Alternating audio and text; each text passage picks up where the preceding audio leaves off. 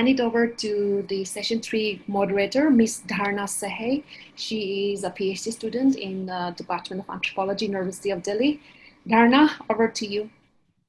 It's been a great pleasure as well as opportunity to moderate and discuss this session with two wonderful speakers that are Professor Nilika Malhotra and Dr. Sumit S. Srivastava. Firstly, I would like to welcome Professor Nilika Malhotra, who is Mehrotra, who is currently professor at Center for the Study of Social Systems, School of Social Sciences, JNU, and New Delhi. Ma'am has 30 years of experience in teaching and research with the area that are gender and development, tribal studies, disability studies, and ethnographic methods. Ma'am is visiting faculty in national as well as international universities. Ma'am is editor and managing editor of Indian Anthropologist Journal. Ma'am also worked on different projects, working on different projects on disability in context of India as well as United States. And there are many books and book reviews and articles that are written by Nilika ma'am. So before I start the session, I would like to quote Clifford Geertz, that is about gender consciousness has become involved in almost every intellectual field, whether history, literature, science, anthropology. There is been an extraordinary advance. By this, I request Nilika ma'am to share the stage to discuss gender and social media and expanding universe and the visible margin. Stage is yours, ma'am. Thank you. Thank you, Dharna. Thank you. Thank you, Abituli. Today I'm going to speak from my experience of working on gender in last 2 years or so through social media. And this is very interesting because I was not consciously working on gender on social media. Rather, of late, I became a participant in some of the discussions online, especially on Facebook. And I became a member of many groups, both academic and non-academic. And that gave me some kind of understanding of how gender is, visible, and especially through intersectional lens, how we look at gender on social media platforms. And when we are talking about realigning research in the pandemic times, I thought some of my experience of working on and thinking about it, not really, very seriously working initially, but I've been thinking about, these issues for a long time. Before I actually, start off with what I have observed in past few years, I was also a Fulbright fellow in US in 2013-14, and I was doing my research in three sites. These were three different, cities where I was working on with disabled faculty and activists, and I was interviewing them. And in that process, that was the first time I started to look at social media really seriously, because what I found in the American situation, unlike the Indian situation, that their life was so much wired with technology. And I'm talking about 6 years back. And in those times, we were not as wired, especially, the senior generation was not as wired to technology as we are today. So much of my training of working through technology actually came through my US fieldwork experience, where I was talking to people both offline and online. And also I was visiting their web pages, I was visiting their, Facebook accounts, and of course with their permission. And I was just trying to actually figure out what these scholars were saying through a combination of methods, which I would say offline, the field ethnography that I was doing with them, and also digital ethnography, as it is said today. So at that point, but Facebook and social media was very little part of my understanding of their work. But of late, as I said, that I became part of many groups in Facebook, and I realized, to my surprise, that gender actually reflects and it manifests itself in variety of ways. And when I'm talking about gender here, I'm talking about both relationship between women and women, women and men and men, and so on and so forth. So it is not really a very heteronormative concept of gender that I'm referring to, but it is by coincidence that I was also passed, of course, because being a woman, I was gaining entry into some of the groups that were not necessarily feminist groups, but these were all women groups, and I found a certain kind of understanding of how these groups were operating and what kind of issues they were talking about. And these were largely middle class women's groups, who are educated professionals. Some are into professions, and many were doctors and technocrats and bureaucrats, etc. But others were homemakers and part-time workers, and so on and so forth. And what was so important in these groups was and that they were essentially talking about their identity, the kind of experiences, gendered experiences they had. And to my surprise, it was very interesting, because these were secret groups, these are closed groups, that the kind of candidness and openness that women were talking about their lives to completely stranger others. So, these groups have huge memberships.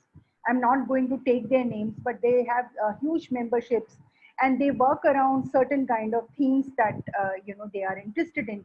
So be it, a profession, or be it, say, just around, sari, or food, or, childcare, and so on and so forth, something which is so important to women of all categories.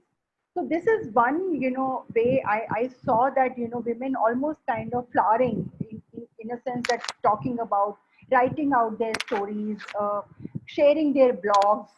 And so, this was a very interesting example of how I saw the representation of the gender issues through my entry, and a kind of observation. I won't say totally participant observation.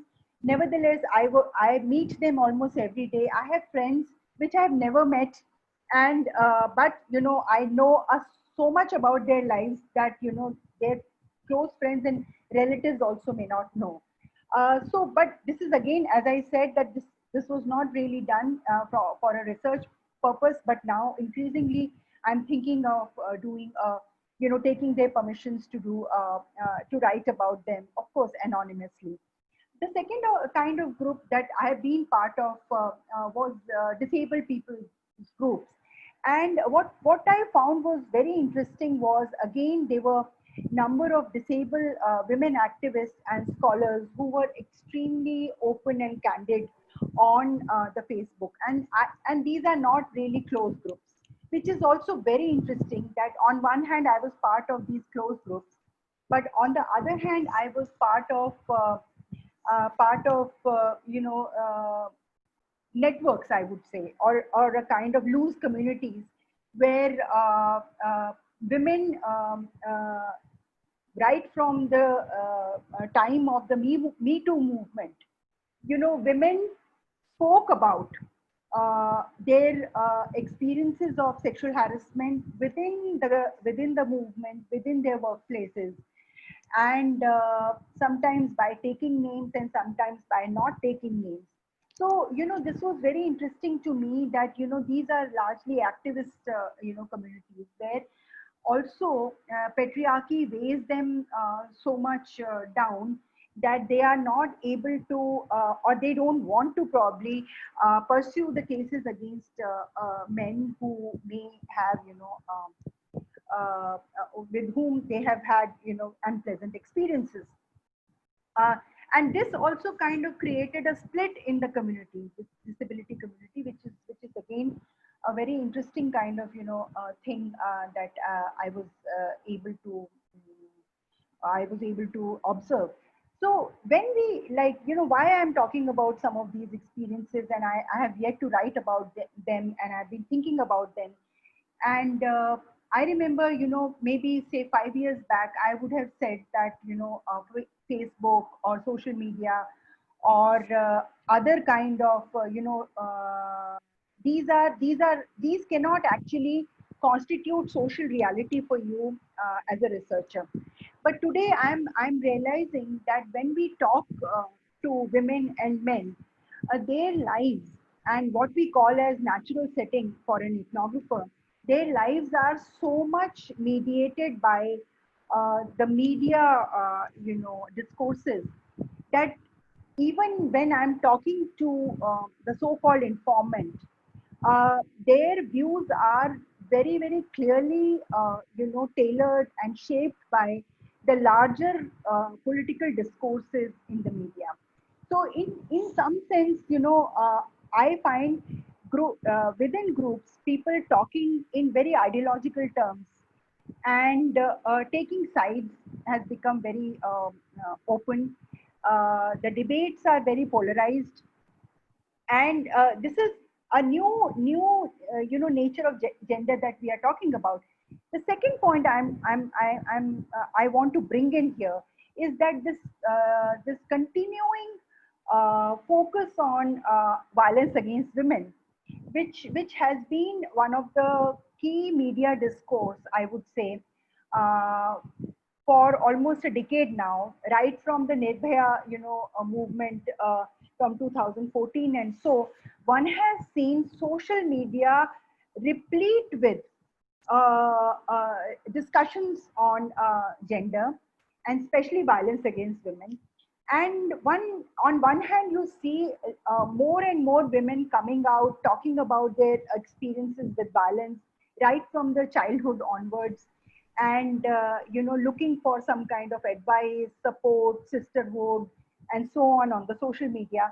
On the other hand, we also find in the media discourses extreme form of patriarchy and misogyny being lashed out all around.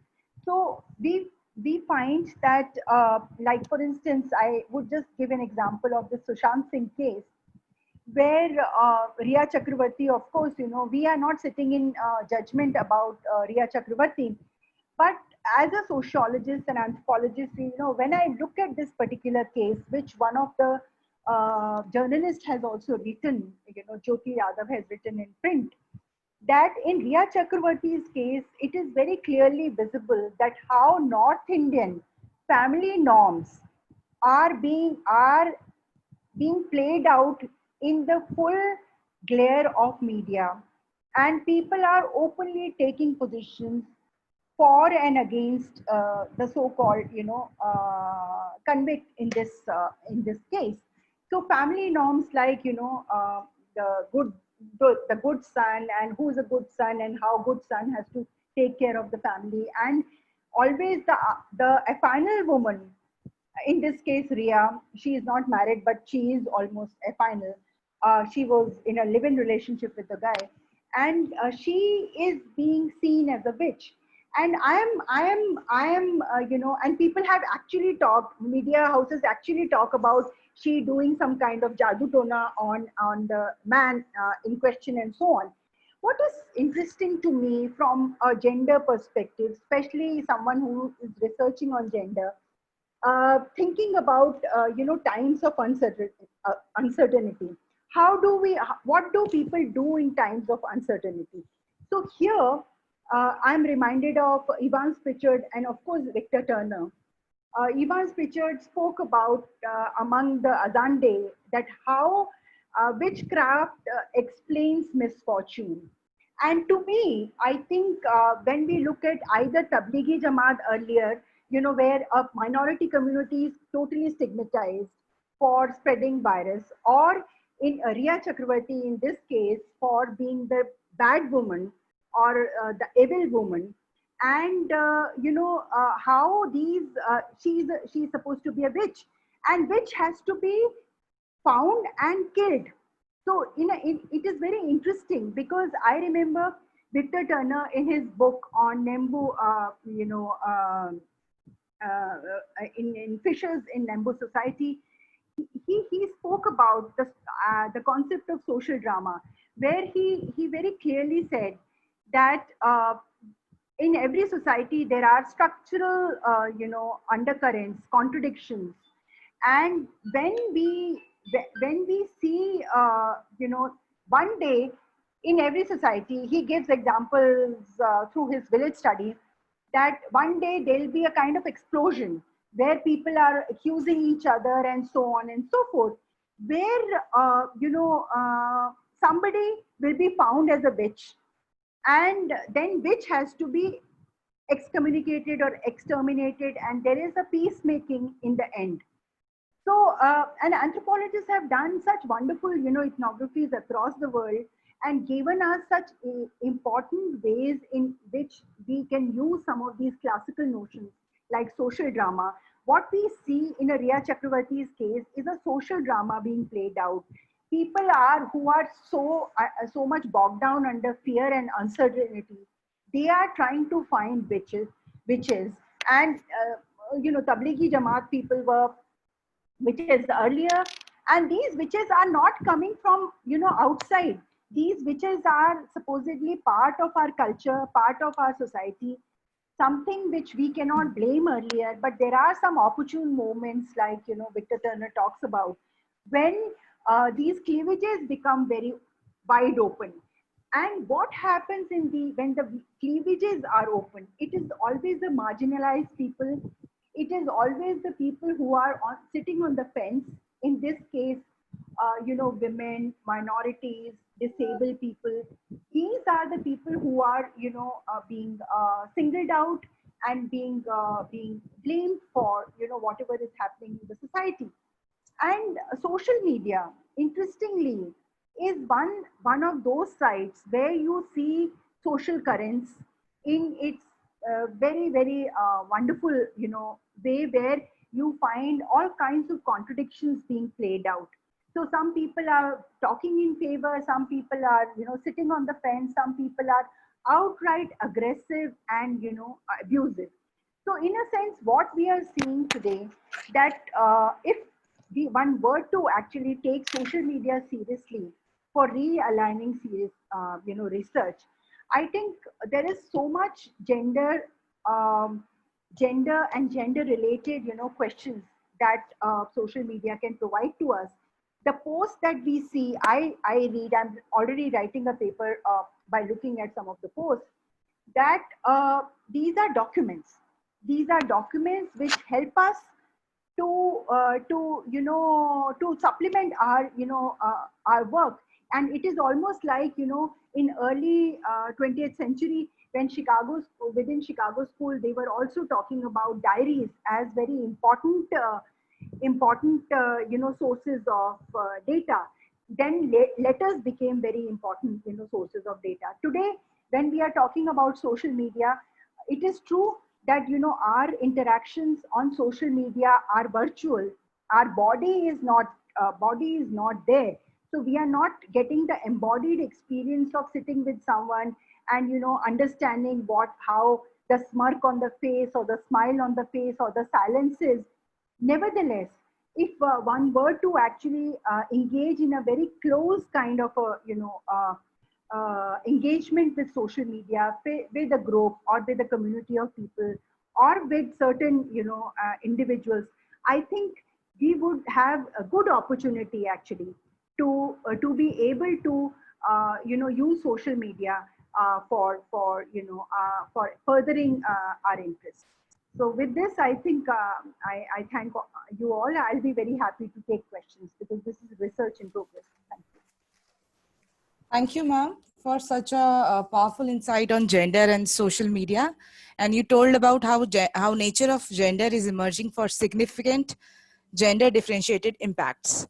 With this, I would like to start with questions. The floor is open for discussion. No, I would suggest, Dharna, you take questions in the end. Okay, Because- ma'am. Okay. Yeah. Have both the speakers, speak and then take the question. Okay, no problem, ma'am. Okay. Now I welcome our next speaker, Dr. Sumit S. Srivastava, who is currently Assistant Professor in Center for Development Studies, University of Allahabad. Dr. Sumit have major area of interest like development studies, caste, and gender intersectionality.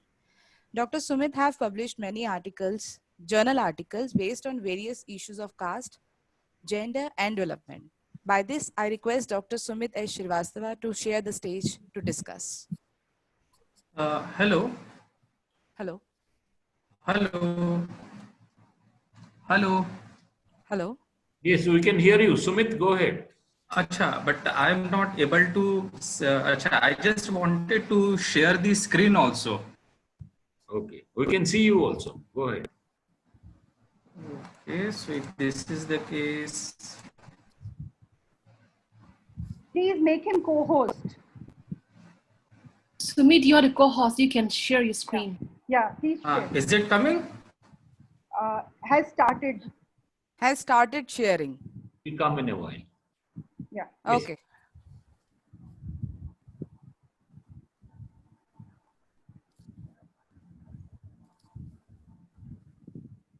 Okay, so let me see. Is my PowerPoint presentation visible to all? Yes, Yes. yes. Yes. It's visible, but Sumit, could you please enlarge? Could you please start the slideshow? Just a click. Is it okay now? No, it has to be enlarged. It's like this. It's enlarged only. No, but like, can you please start slideshow? Slideshow. Yeah. Yes. Yeah. Perfect. Perfect. Coming. ठीक है, बिल्कुल. चलो, आगे बढ़ो. ठीक है. Thank you. I am very much what I can say. I am both humbled and honored to share the virtual screen space with my teacher, mentor, and supervisor, Professor Nilika ma'am. And what I have to say on gender issues is what I am in the process of learning from her. And if there is some mismatch or gap between both of us, then it's entirely my fault. So that has to be very clear. Now, I really welcome you all, and I'm thankful to the IA and IA to give me space to spell out some of my understandings, what we have to look into it when we are doing gender research or research on gender issues in the COVID-19 times or in these difficult times. Now, before I begin with, let me let me paraphrase why is it so important, because as we have already seen that these are difficult times, these are challenging times, and most importantly, these are very insecure times. Insecure times because it is very paradoxical to note that the ones whom we care about and whom we want to keep safe, we have to keep a safe distance from them. So this is the kind of a new normal, quote unquote, in which we have arrived. And it is in the times of the new normal, I think that we are witnessing a kind of quote unquote turn in the methodological issues. And these methodological issues directly relate to how and why we go for our fieldwork, how we collect data, and how we move on. So let me begin with how we used to do fieldwork prior to the pandemic, that is to say the COVID-19. And as the screen on the screen, the first slide is visible, that the last paragraph, the key elements, that is to say ethnography, long-term fieldwork participant, or as Professor Sukant Chaudhary right now pointed out, quasi-participant observation. And what I'm trying to say is that this was how we used to do. Now, what we are now forced to do is this. What has happened to keep our near and dear ones safe and sound, we have some kind of guidelines like stay home, washing hands, strict observation of, again, social distancing, which is a what we are practicing at best is a physical and spatial distancing. And then most important, which we have been asking and we have been coming across is staying healthy and alive is more important than research and fieldwork.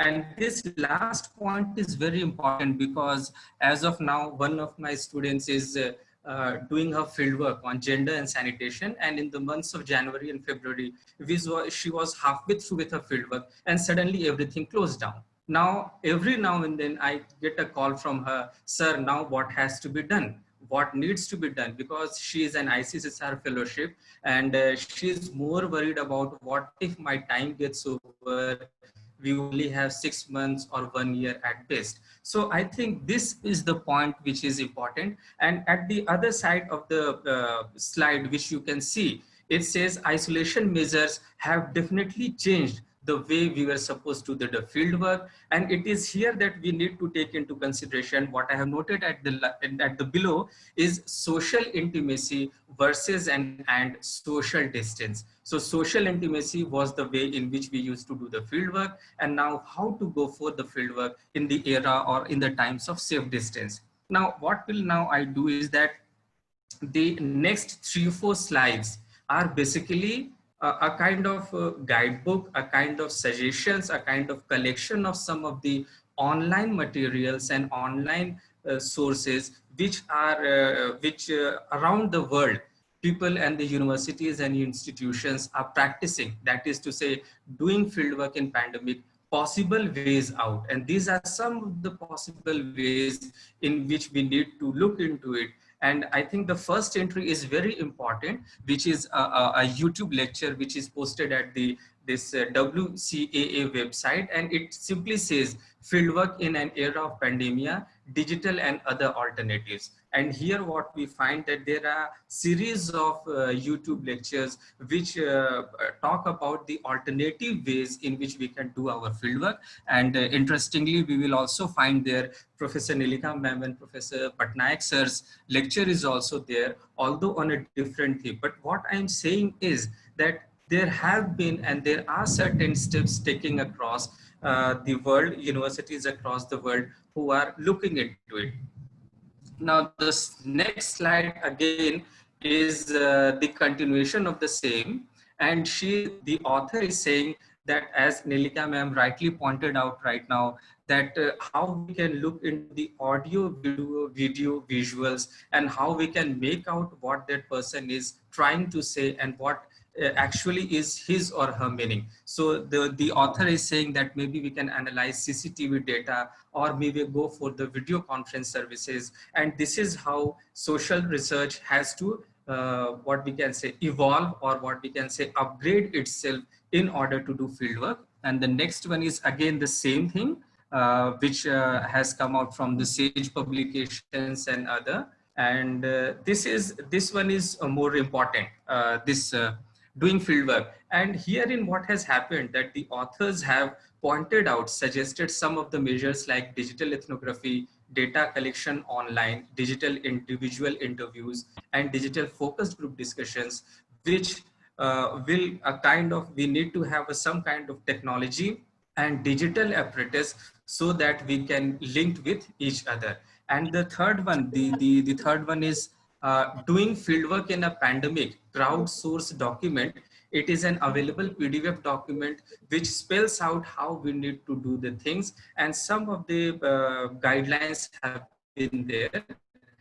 And digital principles and practice, Sage 2016, which came out in 2016 and authored by Sarah Pink and others. They have also tried to mention and they have also tried to underline that now we can go for this kind of digital ethnography. But as we have rightly listened to others also, that maybe it still is in a transition phase, and how it has to be done and how it will take time. These all things will take time, because whatever we have witnessed in past 2-3 slides is primarily from the Eurocentric or US based universities and institutions, which do not have that much kind of or degree of digital divide, which in particular South Asia in general and India have.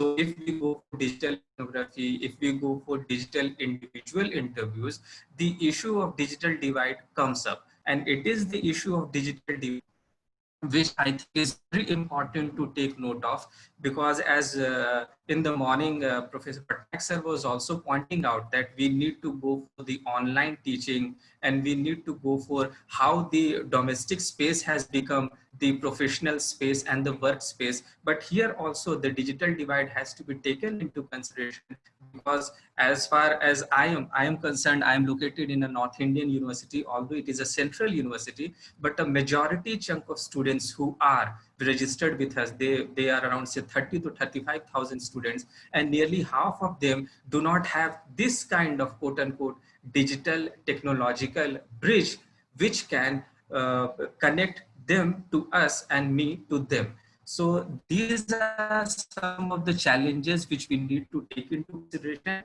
And most importantly, as far as the fieldwork is concerned, again, there is a serious challenge, because the earlier ways of quote unquote visiting there, staying there, residing and taking intensive diary notes, fieldwork notes, I think that needs to be relooked into it, because as of now, we are still to go move beyond quote unquote post COVID-19 stage. So this part of my presentation was primarily located into the conceptual and literature review based of presentation, which outlined and highlighted some of the resources available online, which are trying to do or suggest some of the possible ways in which we can conduct our, we can go for our research work. This was the first part. Now the second part, which is all the more important and tries to link it with the earlier part, is researching gender issues in pandemic, old issues and new challenges. Now what I have done here is that these 3-4 points, like perceived real dichotomy, gender, caste, men doing feminism, these all 4 issues, along with the others, definitely this is not an exhaustive list, but these 4 issues were already there prior to what we are witnessing today. So what has happened now is that men in doing feminism, or for that matter gender, caste and others, they have reformulated themselves and they have appeared before us in a new way. That is one of my point. And the other one is that we said that men in doing feminism brings out the issue of quote unquote representation, who can speak on whose behalf, because there is a perceived or real dichotomy between body and self, when as a male researcher or as a male person one goes for the researching gender issues, either in the pandemic times or either earlier. Now here what I have done is that 3 of the categories, which are social identities, one, as Bell Hooks has rightly pointed out, there need not be someone called a women to go for a gender issues research. Men can also go for it, because feminism is for everybody and we need to transcending the boundaries of caste, as Gopal Guru and Sundar Sarukai have rightly pointed out, that one can experience the caste issues and one may not experience, but then that again leads to a different kind of political language in which we can do it. And the last entry is men doing feminism, which was a thematic issue, was brought out in the EPW, and they also argued for the same. Now the last sentence is important, which says an additional layer of safe physical distance has further problematized the issue at hand, because now it has become very difficult for going for the fieldwork and getting in contact with each other for getting some kind of primary data and to come to or arrive to a conclusion. Now this is this slide in which this slide is not exclusively mine.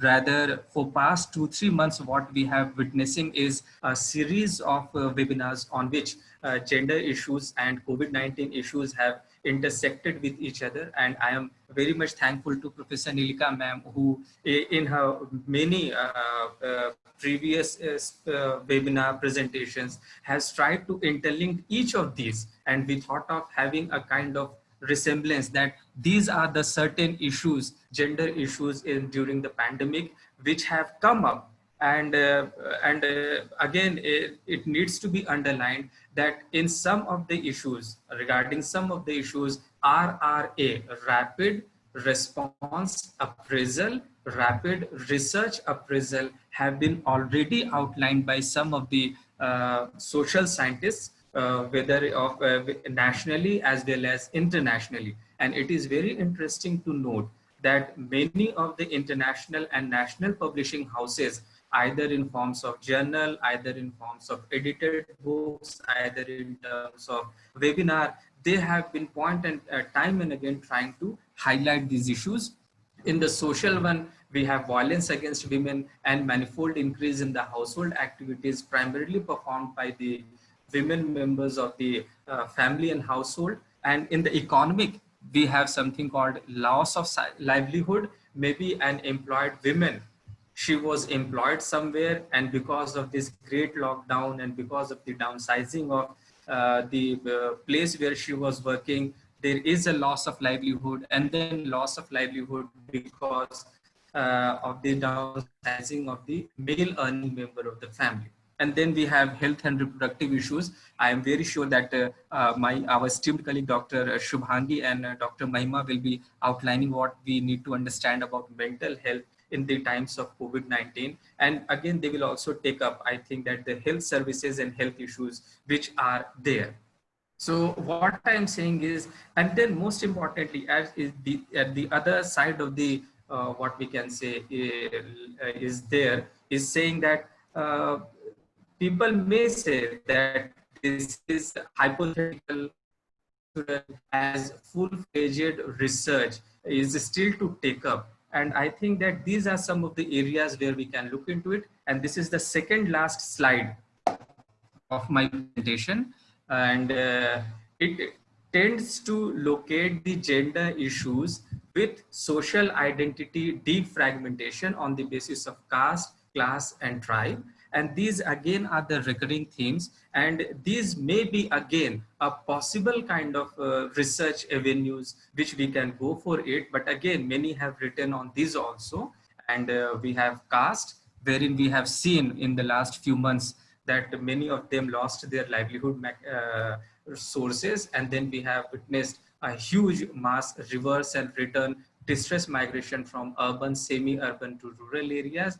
And as yesterday only I and Professor Nilika ma'am were having some discussion, and she was pointing out that even when they return back to their villages, they have nothing to live there. And again, they are coming back, again returning to the metropolitan cities. The class one is again the same, and the tribe aspect, which we have been looking into it, like how the great lockdown has had a disastrous impact on the use and sale of minor forest produces, which is again leading to some kind of food insecurity, some kind of enhancement or compounding the structural inequalities and other things. So these are some of the issues which are important, and they have been looked into it for last 3-4 months. And these two issues are again open for further research activities and other things. Yes, sir. Yes, sir. And this is the conclusion thing. And from here to there, how to move forward.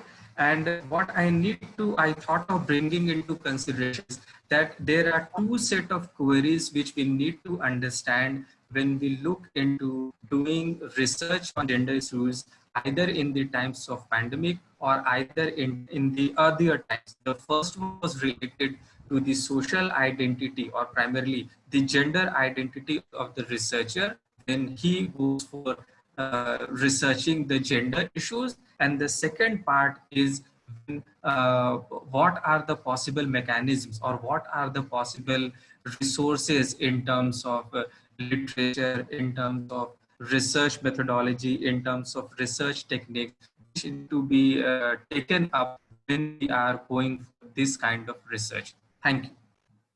How to end it? Thank you, Dr. Sumit Shrivastava.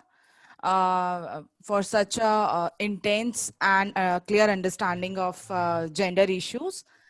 Then I would like to say that the floor is open for questions.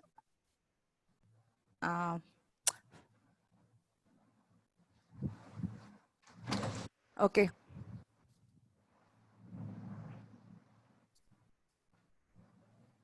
This question is for Nilika ma'am by Shubhankar Basu. However, being a male person often make it more difficult since women often view men indifferent to their problems. So while conducting field work in the sphere of female reception and perceptives to cinema content during the interviews, how a male scholar avoid bias and preconceived notion regarding male identity? What is your advice to male scholars? Over to you, ma'am. I would have answered this, but I think I give it to Sumit because he also spoke about men in female spaces, and he has done a lot of research uh, on that aspect. So I think over to Sumit for this question.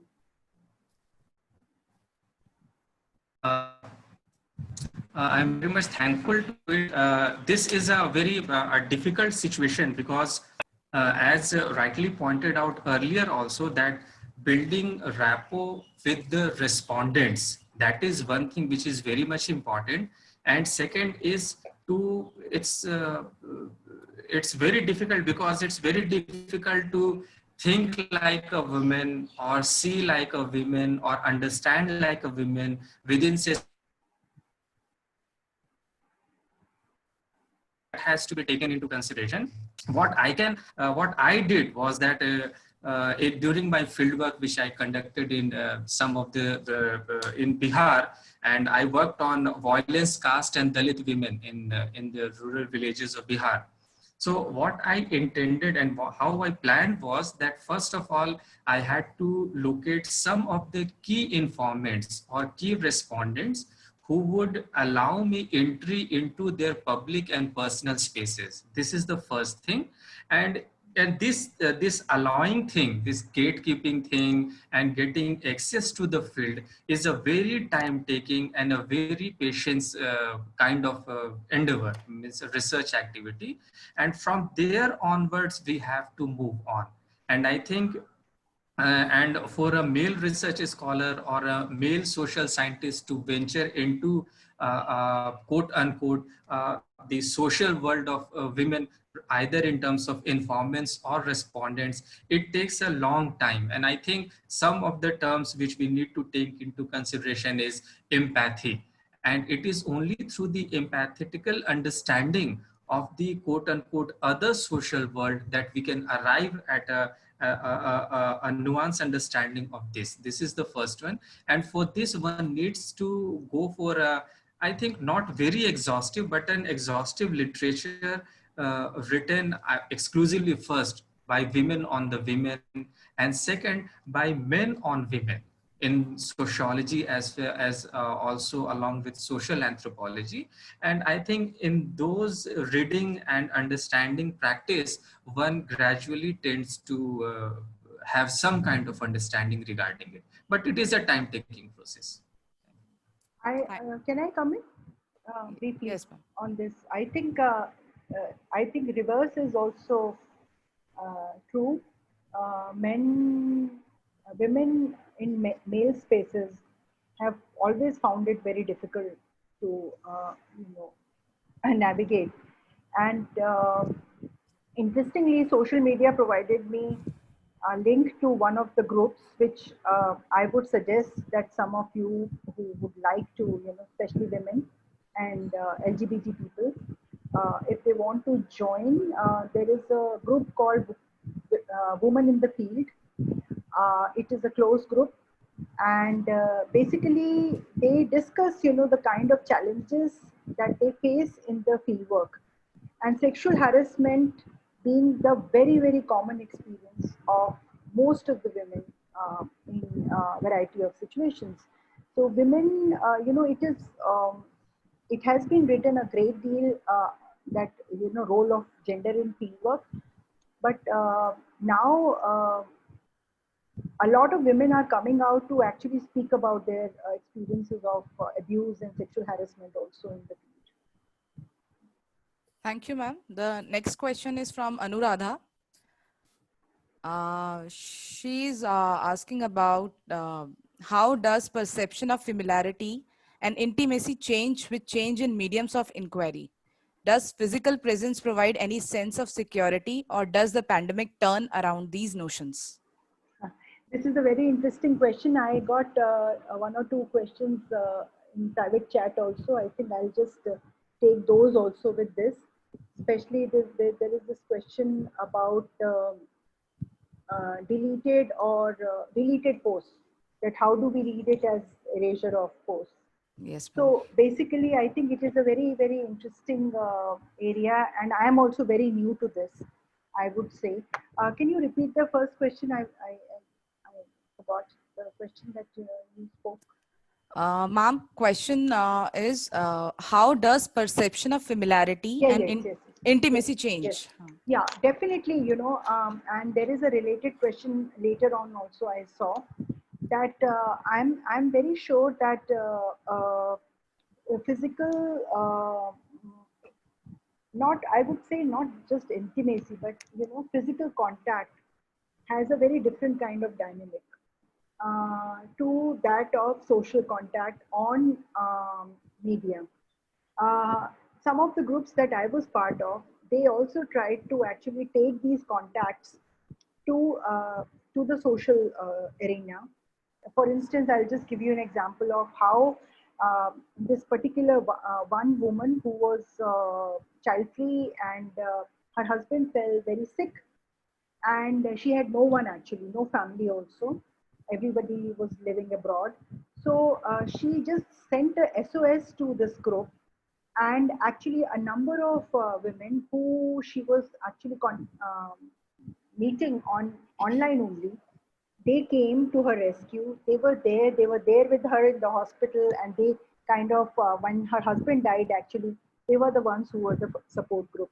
So often we have seen that offline and online, there is these are not really strict binaries. So there is a lot of contact also which may happen or which may not happen. People do like to take relationships beyond, and this is something which the time will tell. Even today, I would say, in the times of pandemic, I think a lot of people, especially the younger people, younger women I know of, that they are trying to actually get into civil society action mode. And because they feel that they are not so much at risk, whereas the older people are at risk. So I think there are a number of things happening there. But between the researcher and the research, the question that came later to me also, that of course when you, all depends on how and which way you want to take your research. So if your work is essentially qualitative, you will gradually move from only looking at online posts to conversations offline also. These could be over phone, these could be over social this kind of a media, Skype and FaceTime, etc. And which is very common. I have done it in US. This is what I was doing. In most of the cases, I would contact people through social media and then fix an appointment for face-to-face meeting. So there are different ways in which you can work it out. And in intimacy or not intimacy, it all depends on what you want to actually looking for. Ma'am, next question is in the time of pandemic, this question is by Kasturi Datta. In times of pandemic, if we have to create a new sample, for instance, domestic workers, home-based workers, and attempt at using technology to connect with them for interviews and etc., is snowballing sampling method acceptable or ethical? please suggest? I think snowballing as a method is, what are the ethical problems with that? I don't understand. I think you should answer that. I'm asking the question, the one who was questioned. Say snowball sampling has been used as a very common method, especially by ethnographers and qualitative researchers. So I think here also I don't see any problem unless you are looking for collecting data through survey where you have to work through certain kind of variables, and there we are looking for more probability sampling and random sampling rather than snowball sampling. Ma'am, next question is from Anupam Devnath.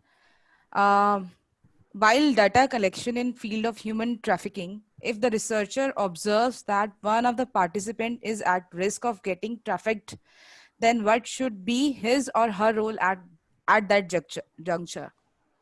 Look, this is extremely difficult situation, and anthropologists have always grappled with these kind of difficult situations, whether to be a researcher or an activist. But I would say, I think our ethical considerations very clearly dictate to us that our informant's safety is our foremost concern. So I think we should try to do whatever we can at that point of time. We should try to safeguard the interest of the informant. Thank you so much, ma'am. There is next question for Sumit sir. How the digital medium of data collection is becoming an important resource, and to what extent it is becoming a liability in developing a proper perception of building a rapport between the field worker and the participants. How can the perspective of observation can be made more efficient while using digital platform as a data collection tool? Am I audible? Yes, you are.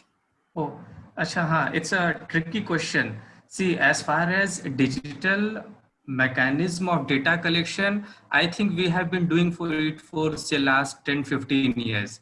We all have been taking help of online resources, and we all have been doing it for last say 10-15 years, I am very sure. So this is one thing which we need to take into consideration. The second issue which is there, how digitally we can observe, isn't it? I think this is what is this observation and digital something of that observation. So I really don't know how to respond to it, but let me begin with, we had something called Hawthorne effect. In that Hawthorne effect, what happened that the management of the industry was observing the workers, and that is how they changed their behavior. So this is one thing, but again that leads to the issue of privacy, how much you are going to observe, and whether this ethical issue of how to make sense of observation, because it has been rightly pointed out that if an informant or respondent becomes aware of him or her being observed, and again observed very minutely to get some kind of or deduce some kind of research finding, then it becomes very difficult. What I can only say at this point of time, that we are still in the transition phase, we are still evolving, and we are still trying to make sense, how to make sense of digital repository on one hand, and to sync it or merge it or align with our research objectives. This is one issue which I think needs to take into consideration. And if I have some more 2-3 minutes, the earlier one, the debate between a male research scholar working on women and women working on men, and then we have some kind of inbuilt mechanism that it is only the men who understand men and women who understand women. I think this is at best a fault line or a faulty assumption on our part, because if this had been the case, we could not be having some kind of black feminism in terms of race, because white women somehow really didn't knew how to respond to black women. And if we come to South Asia or India in particular, we have writings on caste, which definitely clearly pointed out that it is very difficult for a Brahmin women or a non-Dalit women to understand Dalit women. Whereas paradoxically, again, it is the Dalit men who were very much empathetic to understand Dalit women. So I think that the question when we pose that how the gender identity of being a male or a gender identity of being a female of a social researcher is going to is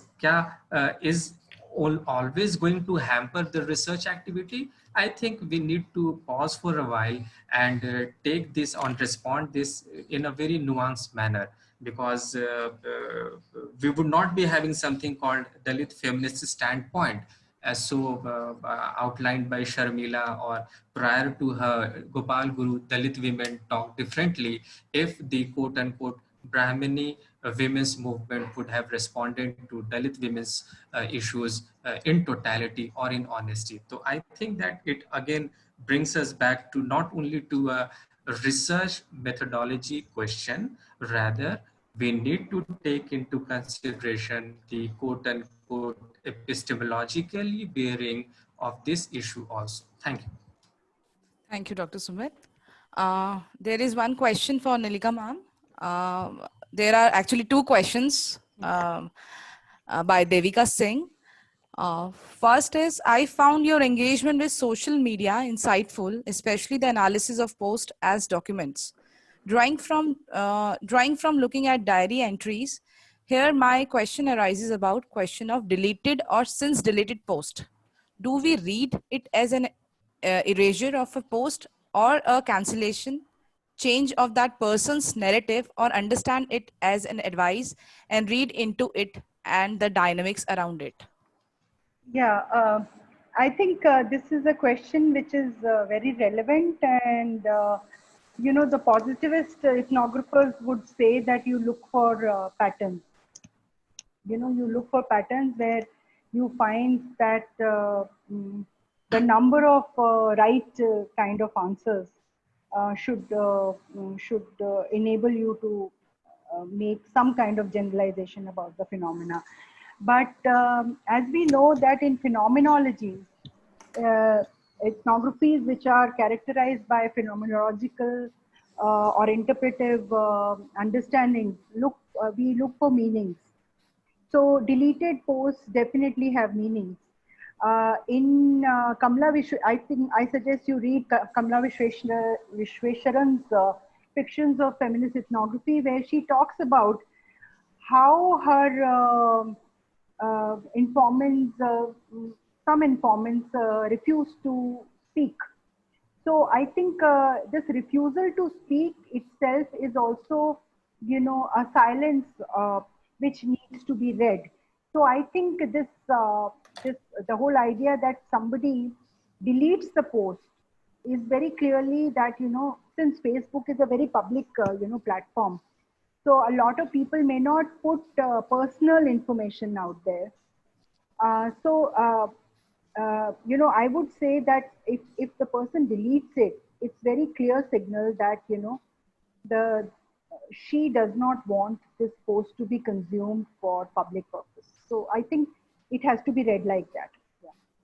And second question is, would be about research on social media and how one engages with questions of algorithms and the role of corporations and data mapping, where we see post ads and people drawing from our own engagement with social media and Google in the past, how these could play a role in navigating social media by a person, and then also one's own analysis of research. I think again I will borrow it from our older ways of doing research.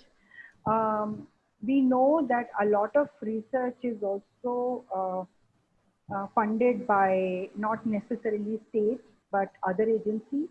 So anthropologists have grappled with this question about, you know, how the funding might tailor the findings.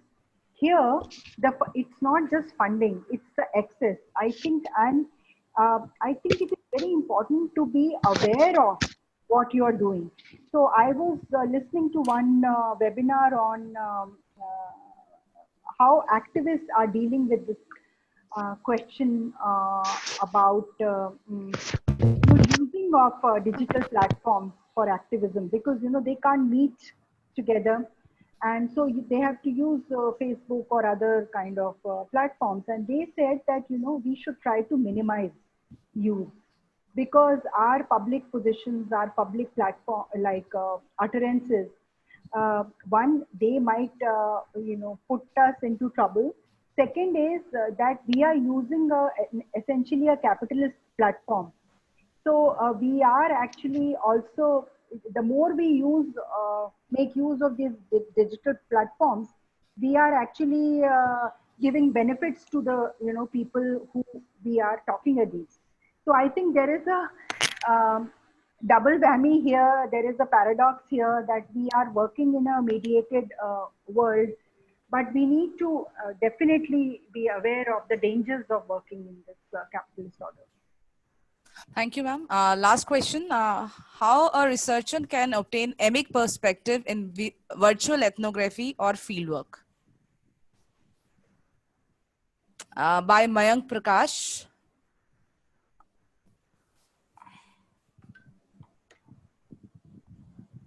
This is for Sumit? No, ma'am. You can respond. It's common. Maybe you take it, then I'll come in with it. आप बता लीजिए फिर हम बता दें. What is the question? I didn't get the question right. How a researcher, just a second, ma'am. It's about emic perspective. Emic perspective in virtual. When we talk about emic perspective, it was the emic and etic perspectives were essentially used in the context of a group or a community. So when we are talking about digital ethnography, we have to first ask this question about, what is that we are researching? So, you might be just talking to 5 people and they may not be connected to each other.